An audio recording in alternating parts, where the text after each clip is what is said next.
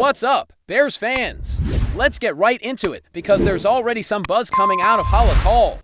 And training camp hasn't even started yet, the name echoing around the facility. Shamar Turner, and it's not just media hype. This is coming from inside the locker room. Veterans are taking notice. Javon Dexter, one of the key pieces on that defensive line, has been vocal about how impressed he is with Turner. And honestly, that says a lot. When a guy in just his second year starts pointing out a rookie's potential and leadership traits, you know there's something special brewing. Now, for those who don't know much about Shamar Turner, let me bring you up to speed. He's not just a high-motor athlete with decent college stats, he's a physical specimen. In 4 years at Texas A&M, Turner racked up over 100 tackles, more than 20 tackles for loss, 10 sacks, and even forced a few fumbles along the way. Those numbers alone make you turn your head, but it's the way he moves, the way he reads the game, that's catching attention. He's raw, no doubt about it. He's going to need some seasoning before he's ready to be a full-time disruptor on Sundays. But the talent is all there, and now he's in the perfect environment to unlock it. Think about it, Turner's walking into a defensive line room that features Grady Jarrett, Andrew Billings, and Dexter himself. That's a lot of experience to learn from, a lot of tape to watch, and a lot of practices to soak up knowledge. And he's not just sitting in the back of the room taking notes, he's out there grinding, absorbing, and earning the respect of his teammates. That's a big deal, especially for a rookie. Dexter talked about how valuable it is to grow alongside someone when you draft a young guy who's going to be there with you year after year. Building chemistry and learning how to cover each other's weaknesses, that becomes a long-term asset. We've seen it before. Defensive tandems that grow together can become nightmares for opposing offenses. That might be what the Bears are quietly building right now. But let's not get ahead of ourselves. Turner's not going to be taking 30 snaps a game right away. With veterans like Jarrett and Billings leading the depth chart, he'll have to bide his time. And that's totally fine. Rookies don't need to be thrown into the fire immediately, especially not at such a physical position. And look, there's competition. Zach Pickens is still trying to prove he belongs, trying to claw his way into that rotation. Nobody's giving up reps without a fight. The good news for Turner is that he's not being asked to save the franchise in year one. He's a development piece, a player with a ceiling high enough to make the coaching staff and front office smile. When they watch the film, Dennis Allen, the new defensive coordinator, knows what he has in this kid. Ryan Poles knew what he was doing on draft night. Now it's just about connecting those dots. Coaching, reps, patience, and hard work. And speaking of Dennis Allen, let's not underestimate the importance of having a proven defensive mind. On the sidelines, this is a guy who knows how to put players in a position to succeed. For years, Bears fans have been frustrated watching young talent go to waste because of lackluster coaching.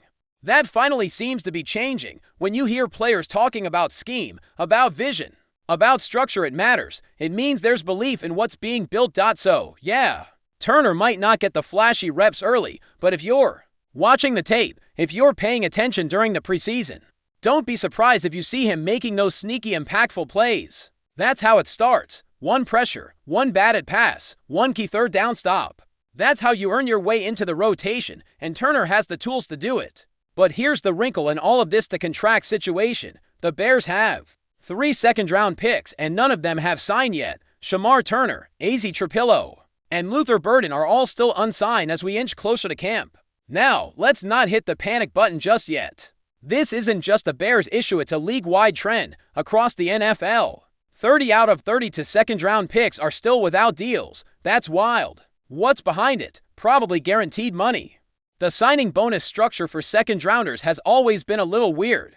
And now with more players coming into the league with NIL experience and savvy agents, there's more push for security. These aren't holdouts yet, but if they don't get inked soon, that's the next step. And that's not where you want to be heading into your rookie season. Especially not if you're a guy like AZ Trapillo, who's fighting for the left tackle job, or Luther Burden, who's looking to carve out a role in the slot and build that chemistry with Caleb Williams. You don't want these guys missing key installs, walkthroughs, and reps in training camp. That's the foundation. That's where you build timing, cohesion, and trust. And if you're playing catch-up from day one, good luck trying to leapfrog guys already getting those mental and physical reps. The Bears, to their credit, don't seem too worried. Everything coming out of the building suggests that these deals will get done before the first padded practice, but still, It's a cloud hanging over what should be a very exciting time for this young core. Meanwhile, let's circle back to the defensive side. Because while Turner is stealing the headlines early, there are 5 names on that side of the ball you absolutely need to keep an eye on during training camp. These are guys who are either about to explode, fighting for a spot, or trying to bounce back from a quiet season. First up, Zay Frazier. This dude has all the tools: size, speed, instincts. He's got that DB swagger that every good secondary needs. Coming out of UTSA, he didn't get the big spotlight, but man, when you watch his tape, it jumps out. He's a ball hawk, and under Dennis Allen's system, he might be a perfect fit. Allen loves to mix coverages, disguise intentions, throw off quarterbacks, and to do that, you need smart, versatile defensive backs. That's where Frazier comes in. And here's the kicker: Allen runs a lot of defensive back-heavy formations. That means more opportunities for young guys like Frazier to get on the field. Even if they're not starters right away, he might not leapfrog Jalen Johnson or Tyreek Stevenson in camp. But don't be surprised if he starts making noise in sub-packages, dime looks, and special teams. If he flashes in preseason, he could end up playing meaningful snaps by midseason. It's all about stacking days and showing consistency. Another guy in that boat, Noah Sewell. We've been hearing positive buzz about him since OTA letters. He's locked into a competition with Ruben Hippolyte for that linebacker spot. And while Hippolyte might be the favorite, Sewell's got a shot. But let's be real, this might be Sewell's last real chance to break into the rotation if he doesn't make an impact this camp. If he fades into the background again, it could be GG for his role on this roster. The linebacker depth isn't exactly stacked, so even if he doesn't start, there's still room to contribute, but he needs a big camp. He needs to force the coaching staff to keep him around. Then you've got Tasheem Johnson. Talk about a sleeper pick, undrafted, under the radar, but absolutely someone who could sneak onto the roster. The safety room is crowded: Kevin Byard, Yaquan Brisker, Jonathan Owens, but Johnson brings something different. He's battle-tested, he's got ball skills, and he led Oregon in interceptions last season. If he can show that same instinctive play during camp and in the preseason, he could be a guy who makes the practice squad or even cracks the 53. What's interesting about Johnson is the long-term projection. If Byard doesn't stick around after this year, and if Brisker's health remains a concern, a player like Johnson, who's already been in the system, could be a logical replacement. But he's got to flash now. You don't get a lot of reps when you're undrafted. You have to maximize every single one. That's the mission for Tasheem Johnson. Now let's talk about Daniel Hardy. A year ago, he was a training camp darling. Everyone was talking about him, and to his credit, he delivered at least on special teams. He blocked a punt, led the team in special teams tackles, made himself useful. But now it's time to take that next step. The Bears need depth at edge. Rusher behind Montez Sweat and Deo Odeyingbo. Hardy has a chance to seize that role. The coaching change might actually help him. This staff might be better equipped to get the most out of what Hardy brings to the table. But make no mistake, he's not flying under the radar anymore. Expectations are higher. People are watching, so now the pressure's on. Can he deliver? In back-to-back camps, can he take the leap from role player to reliable rotational piece? That's what we're going to find out. And rounding out the list, Austin Booker. There was some real excitement when the Bears got him in the 5th round. A lot of scouts had him graded as a 3rd-round talent, but he slipped because he was raw and a little undersized. Since then, he's been grinding. He's added weight, been training with guys like Dexter and Grady Jarrett, and has locked into learning the playbook. The Bears believe in his upside. You don't pass on veterans in free agency unless you think you've got guys internally who can step up. Booker is one of those guys. Before we continue, don't forget to subscribe to our channel and give this video a like. Your support helps us keep bringing you the latest updates on our Chicago Bears, and don't be shy. Drop your thoughts on the news in the comments below. Whispers are beginning to circulate around Hollis Hall, and if they hold any truth, the Chicago Bears might be dealing with more than just roster challenges this offseason.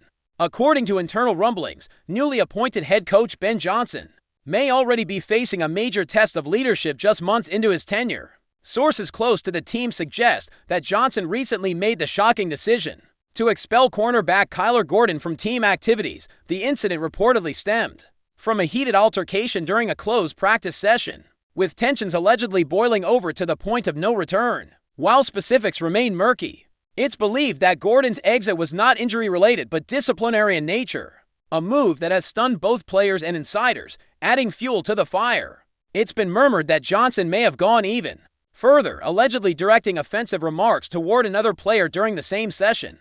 While the team has not issued any public statements, these developments have raised eyebrows among analysts, who had praised Johnson's communication skills during his days as an offensive coordinator.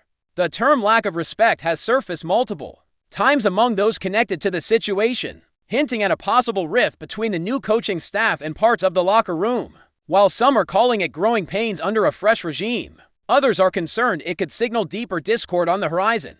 Could this just be a coach laying down the law and asserting control early, or are the Bears facing a more serious internal problem as training camp looms? At this stage, nothing is confirmed, and the front office remains tight-lipped, but the whispers won't die down anytime soon. Where there's smoke in Chicago, there may very well be fire. That's it for this update. If you enjoyed the video and want to stay updated with exclusive news about our Chicago Bears, be sure to subscribe to our channel and hit that like button. We can't wait to hear your thoughts in the comments. See you in the next video.